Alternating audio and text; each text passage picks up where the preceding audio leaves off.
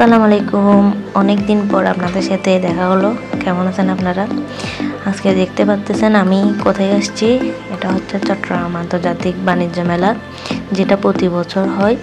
এবার মনে হয় একটু তাড়াতাড়ি বসাই দিছে। এই প্রতি বছর এটা হচ্ছে পোলো গ্রাউন্ড মাঠে বসে থাকে। গত বছর হয় নাই মেবি কোন একটা কারণে। তো আজকে আমি আমার হাজব্যান্ড যথারীতি সময়ের মতো আসতে না পারলো। অনেক দিন পর একটু একসাথে ঘোরার টাইম পাইছি। সো আমি বলছি চলো আমরা একটু মেলাতে ঘুরে আসি। যথারীতি মেলাতে যেগুলো বসে আপনারা সবসময় যেগুলো দেখেন সেগুলোই বসছে, নতুন কিছু বসে না এখানে। আপনার এই যে দেখতেছেন ঘরের বিভিন্ন জিনিস, বাসন থেকে শুরু করে আপনার থালা বাটি সবগুলো পেয়ে যাবেন। আর ঐতিহ্যবাহী খাবারের দোকান তো থাকবে, সাথে একটা মুরগি ঝুলানো দেখলাম। মুরগিটাকে এবার ঝোলানো থেকে আমার খুব কষ্ট লাগছে। এখানে ফুচকার দোকান ছিল, তারপর হচ্ছে আপনার ফুলের বিভিন্ন আইটেম ছিল। তারপরে এই যে মেয়েদের কসমেটিকের জিনিস তো যেগুলো অলওয়েজ থাকে সেগুলোই থাকলে, নতুন দেখলাম না কিছু। বাট এবার কিন্তু একটা জিনিস খেয়াল করছি, দোকানে একদম কম বসছে, মানে লিমিটেড এরিয়ার মধ্যে বসছে। কারণ এবার একটু বেশি বৃষ্টি ছিল, তার কারণে মেলাতে আমার দোকান বসে নাই।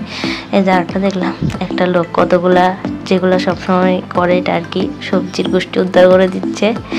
এই কিভাবে কাটা হয়, কাটা কুটো, এগুলো সব আমরা মেয়েরা তো আমার মনে হয় পাই না। লোকগুলো যেভাবে করে কাটা কুটো করে বানায়, যাই হোক বাদ দিলাম এটা। তারপর হচ্ছে ঐতিহ্যবাহী শাড়ি আর কাপড়ের স্টল, যেটা সবসময় থাকে।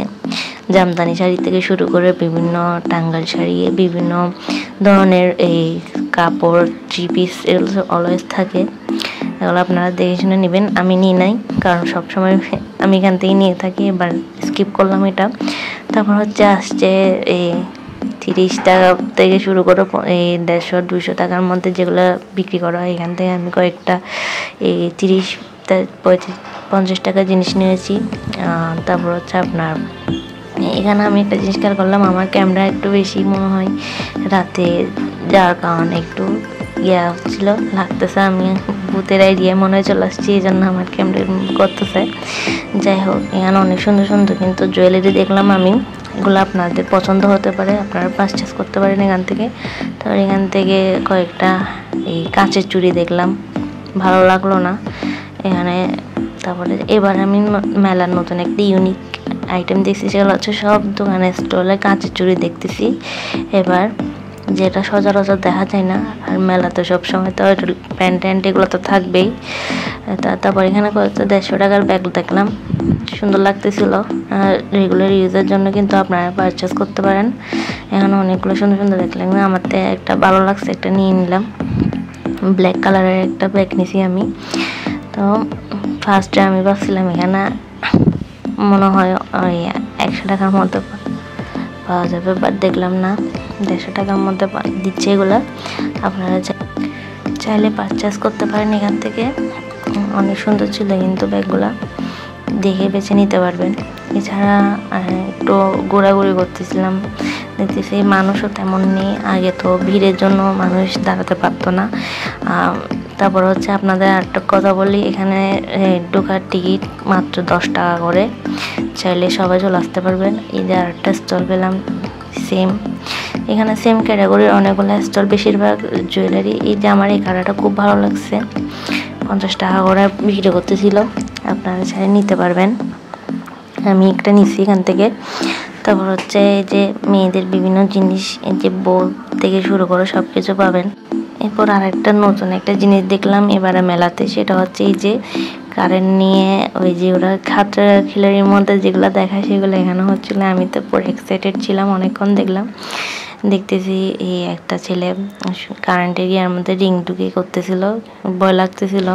তারপরে দেখে চলে আসছি। তারপরে এখান থেকে কয়েকটা হাতের ব্রেসলেট দেখছিলাম, জুয়েলির মধ্যে আমি 2টা হাতের ব্রেসলেট, তারপর হচ্ছে 1 জোড়া কাঁচের চুড়ি নিছি, ব্যাগ এগুলো নিছি আর কি, যেগুলো সবগুলো মেয়েদের প্রয়োজনীয় জিনিস এগুলো নিছি।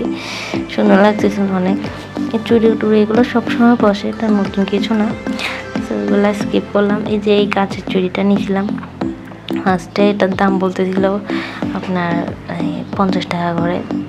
তারপরে আরও অনেকগুলো জুয়েলারি দেখলাম, কানের ইয়াররিংস দেখলাম, ভালো লাগতেছিল।